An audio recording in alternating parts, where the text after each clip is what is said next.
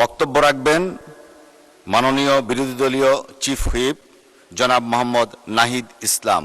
আপনার সময় 7 মিনিট। ধন্যবাদ আপনাকে। বিসমিল্লাহির রহমানির রহিম। মাননীয় স্পিকার, আপনাকে ধন্যবাদ। জুলাই গণ অভ্যুত্থান এবং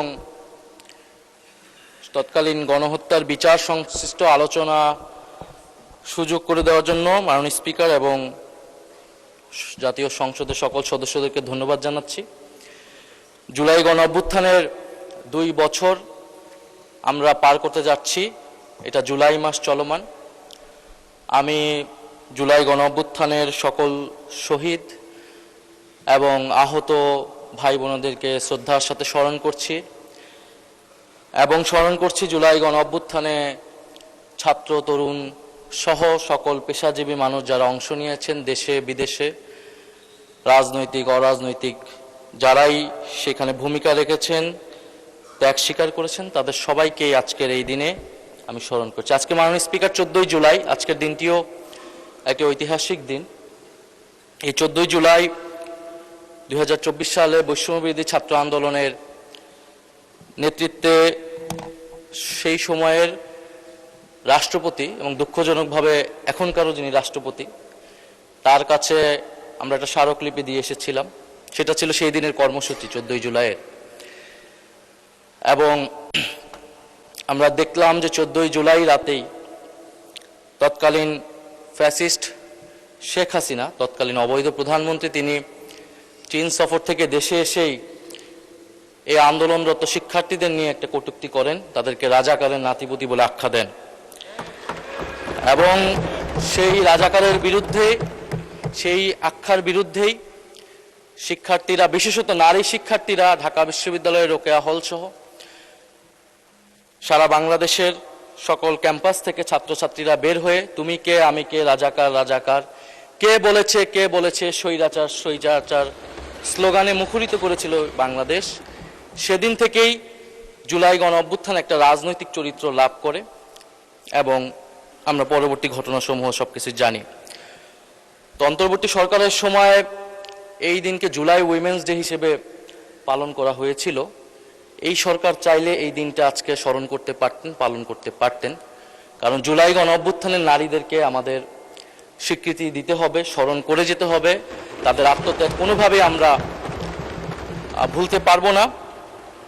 ফলে এখনো সময় আছে সরকার চাইলে নারীদের নিয়ে এরকম, আমি জানি না তারা অলরেডি এরকম পরিকল্পনায় আছে কিনা। তো যেহেতু আজকে মূলত বিচার নিয়ে আমাদের প্রধান ফোকাস, বিচার নিয়ে অলরেডি কথা বলেছেন আক্তার হোসেন, আইনি জায়গা থেকে কথা বলেছেন। তো জুলাই গণ অভ্যুত্থান নিয়ে আমরা দেখছি মাননীয় স্পিকার এখনো ষড়যন্ত্র, জুলাই গণ অভ্যুত্থানের ব্যাখ্যা, কে ছোট কে বড়, ষড়যন্ত্র, নানান ব্যাখ্যা আসতেছে। এবং ফ্যাসিস্ট আওয়ামী লীগ এবং ভারতীয় মিডিয়া এই জুলাই গণ অভ্যুত্থানকে শুরু থেকেই ডিফেমিং করে গিয়েছিল, বিরুদ্ধে অবস্থান নিয়েছিল। কিন্তু মাননীয় স্পিকার, দুঃখ লাগে যখন জুলাই গণ অভ্যুত্থানে আমাদের শরিক বা প্রধান স্টেক হোল্ডারও যদি বলি, রাজনৈতিক দল হিসেবে বিএনপি এবং এই সংসদে উপস্থিত আছেন তাদের সরকার দলীয় কিছু কিছু এমপি এই গণ অভ্যুত্থানের বিরুদ্ধে কথা বলছে। জুলাই গণ অভ্যুত্থান কি ডিজাইন ছিল না ষড়যন্ত্র ছিল মাননীয় স্পিকার ওনারা জানেন না।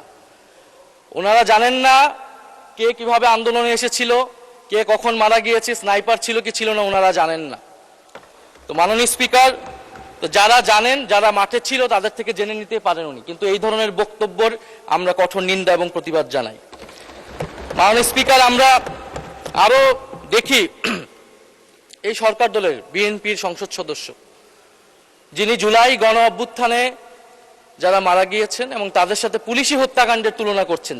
এই বয়ানটা আওয়ামী লীগের বয়ান এবং পুলিশের হত্যাকাণ্ড এটা নাকি হাজার ছাড়িয়ে যাবে, হাজারে প্রকাশ করতে হবে, এই ধরনের কথা তিনি টকশোতে গিয়ে বলে বেড়াচ্ছেন। আমরা মুজিব বাহিনীর মুক্তিযোদ্ধাদের ইতিহাস জানি, সেই গল্প আজকে বলবো না মাননীয় স্পিকার। তো কথায় কথায় মুক্তিযুদ্ধকে বিকৃত করা, মুক্তিযুদ্ধের সাথে জুলাই গণ অভ্যুত্থানকে তুলনা করার ষড়যন্ত্র এবং রাজনীতি মাননীয় স্পিকার আমরা কিন্তু ঠিকমতোই বুঝি। মাননীয় স্পিকার, মামলা বাণিজ্য 1499টা মামলা হয়েছে প্রথম আলো একটা রিপোর্টের অনুসারে 5ই আগস্টের পরে। এর মধ্যে প্রথম আলো 40টি মামলা খতিয়ে দেখেছে প্রথম আলোর একটা অনুসন্ধানী রিপোর্টে। মামলার বাদীদের 14 জন বিএনপির সাথে জড়িত। 21টি মামলার হওয়ার আগে পরে কোনো না কোনো আসামির কাছ থেকে অর্থ দাবি, অর্থ লেনদেনের অভিযোগ পাওয়া গিয়েছে। বাকি 19 মামলায় রাজনৈতিক, ব্যবসায়িক, পেশাগত, পারিবারিক দ্বন্দ্ব থেকে অনেককে আসামি করা হয়েছে বলে অভিযোগ করেছেন ভুক্তভোগী ব্যক্তি ও তাদের স্বজনরা। আমার কাছে নামগুলোও আছে, অনেকগুলো রিপোর্ট এসেছে বিএনপির কারা কারা তৃণমূলে এই অনেকগুলা ভুয়া মামলা করেছে, যে মামলায় যে আসল আসামি, যে গণহত্যাকারী, তার নামও আছে, আবার একজন সাধারণ ব্যবসায়ী বা ব্যক্তিগত দ্বন্দ্ব আছে তার নামও আছে। এমনকি বিএনপির অনেক নেতাকর্মীরও নাম আছে, তার অন্য পক্ষ হলে, অন্য কোরাম হলে তাদের নামও সেই মামলায় ঢুকিয়ে দেওয়া হয়েছে। এই হয়েছে মাননীয় স্পিকার মামলার সারা দেশে যে সাধারণ মামলাগুলো, এবং অন্তর্বর্তী সরকারের সময় স্বরাষ্ট্র মন্ত্রণালয় থেকে উদ্যোগ নেওয়া হয়েছিল এই মামলাগুলোকে স্ক্রুটিনি করা। স্বরাষ্ট্রমন্ত্রী ভালো বলতে পারবেন এখন কি অবস্থায় আছেন। তারপরে মাননীয় স্পিকার আইসিটির ওনারা সরিয়ে দিলেন, ওনারা ক্ষমতায় এসে কেন সরিয়ে দিলেন এর কোনো ব্যাখ্যা আমরা ওনাদের কাছ থেকে পাইনি। তা আমরা আশা করেছি যে উনি সরিয়ে দিয়েছেন ওনারা, যে এই কাজ, মামলার কাজ যাতে দ্রুততার সাথে এগোয়, আরো দক্ষতার সাথে যাতে ওনারা বিচারগুলো করতে পারেন।